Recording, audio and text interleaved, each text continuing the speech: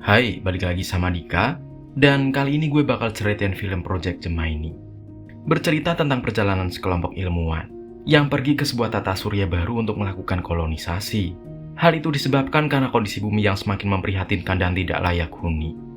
Namun dalam usahanya menemukan planet baru, mereka malah menghadapi berbagai macam tantangan. Nah, gimana kisahnya? Langsung aja gue ceritain, guys.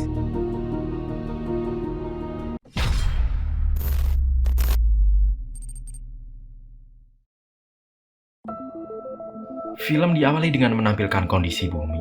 Sebuah virus mematikan telah meracuni tanaman di seluruh dunia. Para ilmuwan yang menemukan patogen mematikan ini berupaya mencari cara untuk menghentikannya. Namun sayangnya mereka tidak berhasil. Penelitian baru menunjukkan, siapapun yang mengkonsumsi makanan yang terkontaminasi akan menderita penyakit mematikan. Dampak lain dari berkurangnya tanaman di dunia adalah menurunnya kadar oksigen di atmosfer. Perubahan atmosfer juga mengakibatkan peningkatan bencana alam di seluruh dunia. Diperkirakan hanya dalam kurun waktu 10 tahun manusia akan punah. Seorang ilmuwan bernama Dr. Stavros membuat sebuah proyek untuk menyelamatkan peradaban manusia. Dalam pidatonya, Stephen Hawking pernah berkata, jika manusia ingin berumur panjang, maka manusia harus bisa mencari jalan keluar dari planet bumi. Dr. Steve meyakini bahwa manusia mungkin saja bisa membangun kehidupan di sebuah planet baru. Proyek tersebut berawal dari ditemukannya dua buah artefak kuno, atau perangkat unik yang diperkirakan sudah berusia 4 miliar tahun, jauh sebelum adanya kehidupan di bumi. Kedua perangkat tersebut adalah sebuah mesin berteknologi canggih, dan satunya lagi berbentuk bulat yang mereka sebut dengan sfer. Mereka meyakini benda tersebut bukan berasal dari bumi, dan belum menemukan jawaban kenapa artefak tersebut ditinggalkan di sini. Setelah bertahun-tahun meneliti, perangkat tersebut ternyata memiliki bahasa sendiri. Dr. Steve berhasil memecahkan kode perintah untuk mempelajari perangkat tersebut. Lalu dia menemukan bahwa ternyata sfer bisa menciptakan keajaiban nyata. Dengan memakai unsur kimia di lingkungan sekitar, dia berpendapat bahwa sfer telah menciptakan kehidupan. Ya, artinya ada kemungkinan sfer inilah awal dari terciptanya kehidupan di bumi. Para ilmuwan berencana akan pergi ke sebuah planet yang berada di tata surya bernama TESS. Berdasarkan satelit yang mereka kirim sebelumnya, mereka mempelajari bahwa planet tersebut mendukung unsur kehidupan. Dengan melakukan pengaturan yang tepat pada perangkat sfer tersebut, di sana mereka akan menciptakan dunia baru yaitu Bumi 2.0. Tempat tersebut berjarak ratusan tahun cahaya dari bumi. Namun hal tersebut bukanlah masalah. Di engine yang mereka temukan, memungkinkan mereka melakukan lompatan ruang dan waktu untuk pergi ke suatu tempat yang jauh hanya dalam waktu sekejap.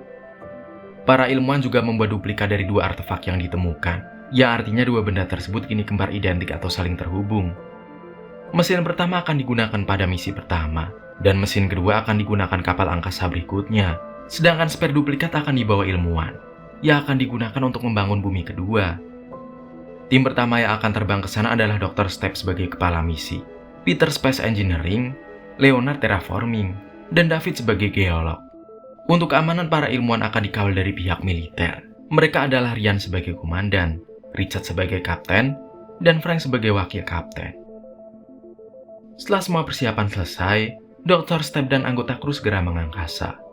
Dr. Steve meninggalkan seorang istri bernama Amy. Amy adalah seorang ahli biologi yang melakukan penelitian bersamanya. Saat ini Amy tengah mengandung, dan beberapa waktu yang lalu, Steve memberi Amy sebuah gelang yang dia buat dari potongan spare. Setelah mencapai orbit bumi, David dan Peter memeriksa kembali mesin dan spare yang mereka bawa. Mereka berdua saling bertanya, sebenarnya di mana makhluk yang telah menciptakan benda tersebut. Setelah memastikan tidak ada masalah, Ryan memerintahkan Peter untuk segera melakukan lompatan menuju tata surya TESS.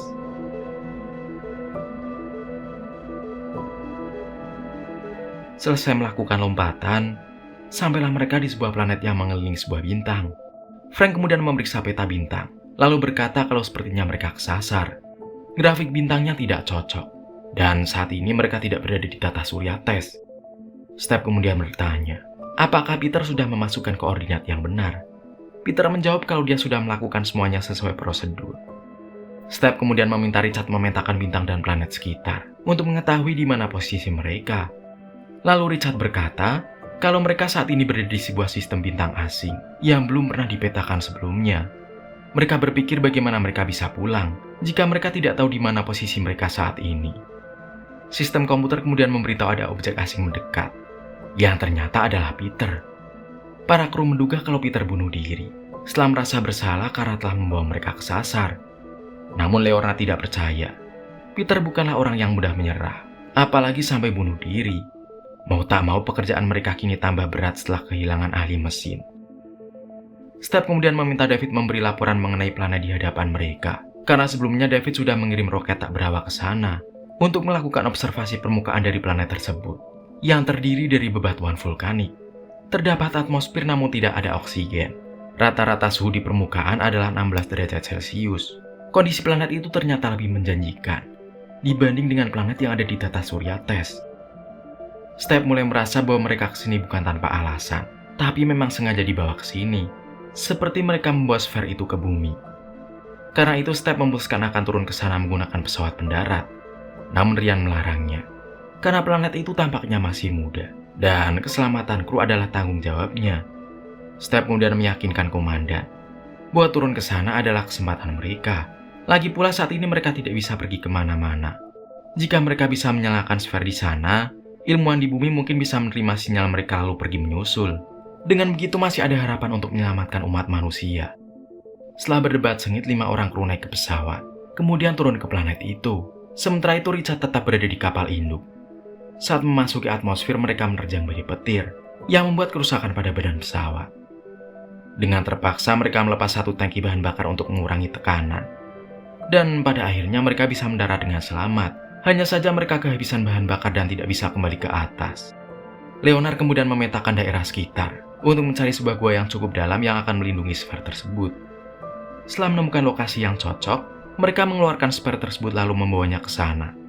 Namun tanpa mereka sadari, ada cairan misterius yang keluar dari dalam sfer. Setelah masuk ke dalam gua, Step berkata kondisi planet ini ternyata jauh lebih baik dari yang mereka pikirkan. Gua itu memiliki lingkungan yang mirip di mana mereka menemukan sfer sebelumnya. Setelah menyalakan sfer dan membuat beberapa pengaturan yang sesuai, sejarah kehidupan baru akan segera dimulai di planet tersebut. Setelah itu mereka kembali ke pesawat pendarat. Setelah sampai, Ryan langsung memberlakukan situasi darurat. Dia mendapatkan kiriman pesan dari Richard bahwa dia menemukan rekaman video milik Peter, dan ternyata Peter tidak tewas bunuh diri. Diam-diam dia melakukan pemeriksaan pada mesin. Lalu dalam rekaman tersebut Peter diserang sesuatu. Jadi ada kemungkinan sesuatu itulah yang telah membunuh Peter. Dalam rekaman video, makhluk itu terlihat keluar dari dalam sfer, tepat sesaat setelah mereka meninggalkan bumi. Jika makhluk itu ada di ruang mesin, bisa jadi makhluk itulah yang telah mengacaukan engine dan mengacaukan sistem navigasi. Lalu Frank menunjukkan rekaman pendaratan pesawat. Dia melihat kalau makhluk itu ikut turun ke bawah bersama sfer yang mereka bawa. David membenarkan, dan komputer menunjukkan kalau program pada sfer yang mereka jalankan tidak berjalan semestinya. Lalu Step berkata kalau mereka harus kembali ke gua untuk melakukan pengaturan ulang. Namun Ryan dengan tugas melarang. Mulai saat ini para kru tidak diizinkan keluar sampai keamanan terjamin. Ditambah Step telah menyembunyikan sesuatu dari mereka. Komandan kemudian memperlihatkan sebuah rekaman video bahwa di dalam gua yang ada di bumi, Step melihat sesuatu anomali, yaitu munculnya sebuah holografik misterius di hadapannya. Komandan curiga jika sfer itu merupakan inkubator seekor monster. Namun Step tidak berkata banyak, karena memang dia tidak mengerti fenomena misterius tersebut. Saat para kru sedang istirahat, Step diam-diam menemui David. Dia meminta tolong agar mau menemaninya kembali ke dalam gua. Awalnya David menolak, karena mungkin saja makhluk troll itu berkeliaran di sana. Namun karena Step adalah orang yang berjasa dalam karir David, dia pun mau menemaninya. Saat masih berada di bumi, David ini sebenarnya tidak diikutkan ke dalam misi, karena dia menderita sebuah penyakit. Meskipun dokter berkata bahwa dirinya tidak apa-apa, ada kemungkinan David sakit karena memakan makanan atau tanaman yang terkena virus, meski tubuhnya mampu bertahan dan tidak separah yang lain. Setelah sampai gua, Steph langsung melakukan pengaturan ulang. Ternyata sper itu tidak hanya mengalami malfungsi, tapi juga telah menciptakan bentuk kehidupan asing. Hal itu terlihat dari munculnya benda-benda aneh di dalam gua. David kemudian melihat Troy bergerak mendatangi mereka. David lalu meminta segera kembali ke pesawat, namun Steph menolak karena dia belum selesai. David berpikir bahwa sper itu tidak seharusnya dinyalakan. Dia pun lalu menembak sper itu. Terjadi ketegangan di antara mereka. Namun karena Troy semakin mendekat, Steph akhirnya mengikuti David keluar, sambil mengambil potongan sper yang disebabkan tembakan David. Setelah masuk ke dalam pesawat, tiba-tiba alarm berbunyi. Makhluk itu ternyata mengikuti mereka dari belakang. dan membobol masuk melalui lubang pendingin, karena ruangan itu memiliki lapisan baja paling tipis. Tidak ada jalan lain. Mereka harus memancing makhluk itu untuk mengeluarkannya kembali. Step bersedia dijadikan umpan, karena dia merasa bersalah telah membuat Roy mengikutinya. Namun para kru yang lain berkata kalau mereka tetap akan membantunya. Lalu Richard berinisiatif mengarahkan makhluk itu tepat di belakang mesin. Dengan begitu mereka bisa membakarnya. Setelah berlari ke sana kemari, akhirnya mereka berhasil memancing monster itu keluar pesawat. Namun saat berada di luar, monster itu berusaha menyerang Leonard. Leonard berusaha menembakinya, namun dia berdiri terlalu dekat dengan mesin pesawat yang menyala.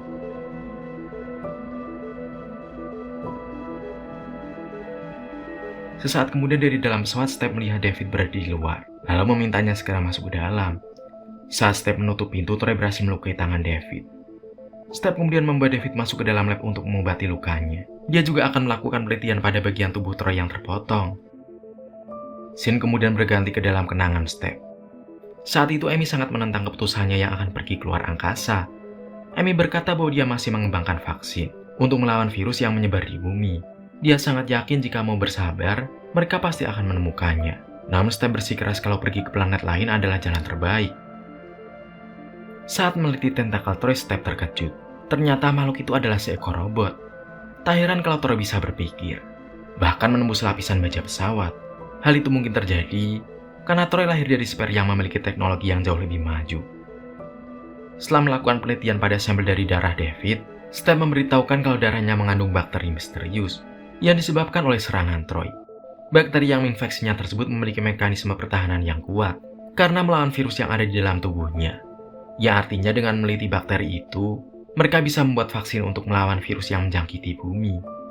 Seperti yang kita tahu, kalau David ini menderita sakit yang disebabkan virus bumi. Selain itu, Troy lahir dan terbuat dari bahan yang sama dengan Sphere. Step kemudian membelah tentakel milik Troy untuk mencari tahu lebih dalam bagaimana bioteknologi tersebut bekerja. Lalu tiba-tiba terjadi distorsi ruang dan waktu. Sebuah anomali memperlihatkan di mana Step melihat dirinya sendiri saat masih berada di bumi. Dari situlah dia menyadari bahwa gambar hologram yang dia lihat adalah dirinya saat ini. Dia menduga tentakel tersebut merupakan sebuah pemancar yang menghubungkan antara sfer yang mereka bawa dengan sfer yang ada di bumi. Ada kemungkinan makhluk tersebut menggunakannya untuk menjajah atau membangun koloni di sebuah planet. Ryan kemudian mendatanginya. Dia berkata untuk sementara Steph ditahan karena sudah jatuh banyak korban karena dirinya. Lalu Ryan menguncinya dari luar sampai situasi dipastikan aman. David mendengarnya dan membenarkan perkataan Ryan. Dia juga berpikir kalau Steph hanya mementingkan penelitiannya. Dia juga selalu ingin bermain sebagai pahlawan, dan dia sudah tidak percaya lagi dengannya. Perkataan David tersebut membuat Steph teringat saat masih berada di bumi. Saat itu Amy merasa bahwa Steph tidak lagi memperhatikannya. Apa yang dipedulikan Steph hanyalah penelitiannya. Meskipun dia selalu berkata demi umat manusia, namun hal itu malah membuatnya lupa akan orang-orang di sekitarnya. Amy kemudian melempar gelang pemberian Steph lalu meninggalkannya. Setelah kejadian anomali yang dia alami sebelumnya, Steph meneliti kembali potongan sfer yang dia temukan. Dia mendapati kalau potongan tersebut adalah bagian yang sama persis dengan yang dia berikan kepada Amy. Bisa jadi mereka berada di tempat yang sama, namun di waktu yang berbeda. Steph kemudian menghubungi Richard dan memintanya melakukan simulasi tentang pergerakan bintang dan planet selama 4 miliar tahun ke depan. Setelah selesai, Richard melihat bahwa susunan benda planet sangat mirip dengan tata surya mereka. Ya artinya planet yang mereka kunjungi adalah bumi 4 miliar tahun yang lalu, jauh sebelum adanya kehidupan. Hal itu menjadi jawaban kenapa mereka tidak dapat memetakan posisi di mana mereka berada. Karena tentu saja selama 4 miliar tahun, benda-benda angkasa pasti akan berubah posisinya. Dia menduga bahwa ada peradaban canggih di luar sana, lalu mereka mengirim spare ke bumi. Sedangkan spare yang diletakkan di dalam gua pasti akan tetap ada hingga ditemukan 4 miliar tahun kemudian. Yang kemudian mereka lakukan sekarang adalah bagaimana cara mengoneksikan dua square tersebut, kemudian memberitahu Amy soal bakteri yang menginfeksi David untuk membantunya membuat vaksin. Steph kemudian menuliskan sebuah pesan pada gelang yang dia buat untuk Amy. Dia kemudian berpikir bagaimana cara menghubungkan sfer tersebut. Setelah itu Steph akan pergi ke gua untuk melakukan sinkronisasi. Jika dia menulis pesan itu saat ini, maka pesan itu pasti akan muncul pada gelangnya. Meski Amy membuangnya, namun Steph yakin cepat atau lambat Amy akan mengetahuinya. Richard kemudian memberitahu Steph bahwa dia melihat Ryan merakit sebuah bom. Sepertinya dia akan membawa bom itu ke dalam gua untuk meledakkan Troy. Steph meminta Richard membuka akses pintu agar dia mencegahnya. Ryan berkata jika makhluk itu tidak dibunuh, maka nyawa mereka adalah taruhannya. Namun Steph melarangnya. Jika dia meledakkan bom itu di sana, maka pesawat juga akan ikut hancur. Tiba-tiba David keluar lalu menembak. Luka yang menginfeksinya ternyata sudah merubahnya menjadi monster. Mereka pun terlibat adu tembak.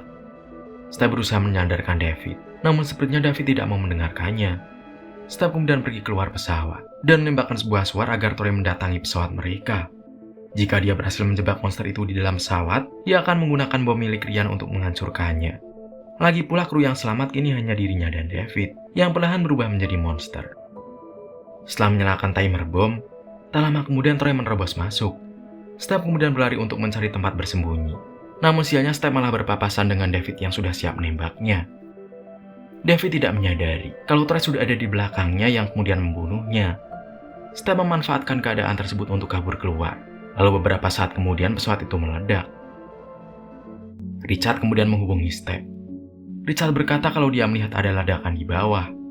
Steph berkata kalau dia meledakkan pesawat untuk membunuh Troy. Tidak ada kru yang selamat selain dirinya. Richard kemudian meminta Steph bertahan, karena dia akan menurunkan kapal untuk menjemputnya. Namun Steph melarangnya. Badai besar yang terjadi bisa menghancurkan kapalnya. Dan sebaiknya Richard menunggu sampai badai mereda.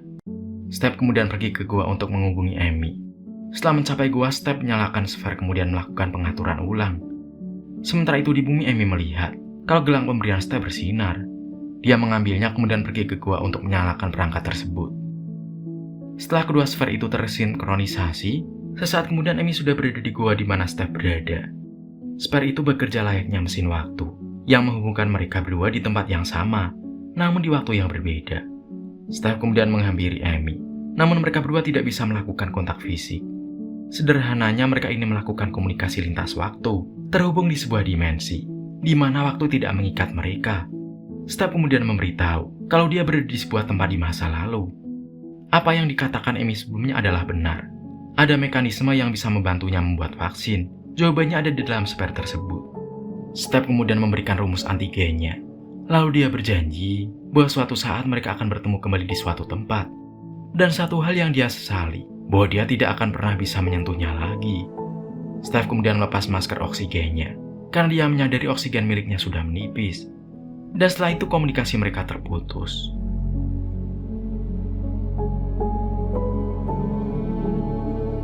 Beberapa bulan kemudian, tanaman akhirnya kembali hijau berkat vaksin yang dibuat Amy. Dunia kembali memiliki harapan untuk mempertahankan kehidupannya, dan akhirnya film pun berakhir.